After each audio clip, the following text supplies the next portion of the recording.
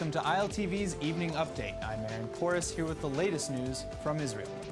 Earlier this morning, close to 250 police officers raided the newspaper offices in Jerusalem, Bnei Brak, Modi'in Ilit, Ashdod, and other parts of the country as part of an ongoing investigation against Pleads, an ultra-Orthodox newspaper. During the arrests, ultra-Orthodox Jews in the central Israeli city of Bnei Brak took to the streets to riot against what they say is state-sponsored discrimination.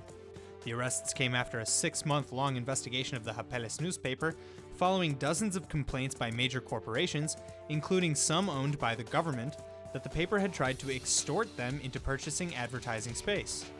The alleged harassment came in the form of dozens of phone calls, emails, and faxes that were directed to the CEOs of various companies and in some cases even their family members. Police claimed that the newspaper had created a call center nicknamed the Battle Line, where they would set daily quotas choosing which companies to harass and to what extent.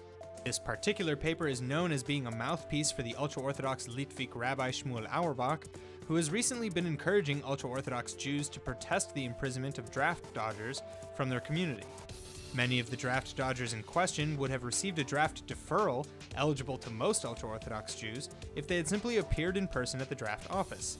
However, Rabbi Auerbach is so vocally opposed to the military enlistment of ultra-Orthodox Jews that he's even gone so far as to forbid his students from showing up at the draft office to obtain such deferral. Palestinian Authority President Mahmoud Abbas yesterday let out a plea to the international community to support the Palestinian prisoners in Israeli detention who are now hunger striking. Speaking at a rally for Palestinian Prisoners Day in the West Bank, Abbas said that in denying the prisoners' demands, Israel was simply being stubborn. He called the demands just and humanitarian.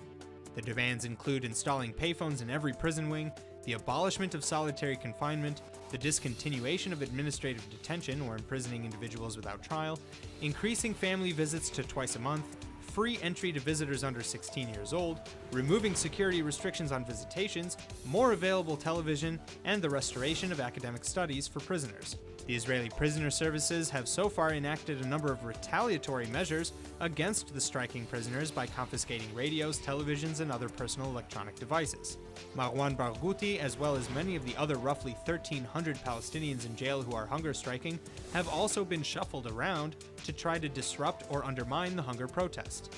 The strike is being led by terrorist Marwan Barghouti, who is currently serving 5 life sentences for murdering innocent people during the Second Intifada. He's seen by the Palestinian Authority as their version of Nelson Mandela and a top political contender for president against Abbas. In the latest update to one of the graft cases against Prime Minister Netanyahu regarding submarines purchased from Germany, both Israeli and German officials have now agreed to call off the supposed deal pending the results of the police investigation. The investigation goes back to last October, when the Prime Minister announced a potential deal where Israel would purchase 3 German submarines. Just 2 weeks after the announcement, it was revealed on Israeli Channel 10 that Netanyahu's personal lawyer, David Shimron, may have played favorites with the German supply company ThyssenKrupp, as Shimron was apparently also representing the German shipbuilders. Netanyahu has emphatically claimed multiple times that he knew nothing of the alleged conflict of interest. Today, an Israeli woman was convicted for inciting violence against Palestinians and Israeli soldiers. Eliraz Fein, a resident of the West Bank settlement of Yitzchar, pled guilty to all charges against her in the central Israeli city of Petah Tikva. Prosecutors cited an online debate in which Fein said that it was permissible to throw rocks at IDF forces, quote, even if the rock causes the death of a soldier, end quote. In September 2014, Fein took to Facebook to celebrate the murder of East Jerusalem teen Mohammed Abu Khader by Israeli extremists, saying, quote, I send a blessing of strength and courage to those arrested, whom I don't know at all, who are suspected of murdering the Arab of the Abu Khader family, end quote. She also posted a celebratory message after the torching of the Church of the Multiplication of Fishes and Loaves in June 2015 by suspected Jewish extremists.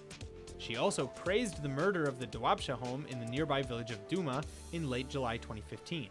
In response to that arson attack by Jewish terrorists that left 3 dead, including an 18-month-old baby, Fein wrote, quote, it's very appropriate and honorable in my eyes to harm Arab property, end quote.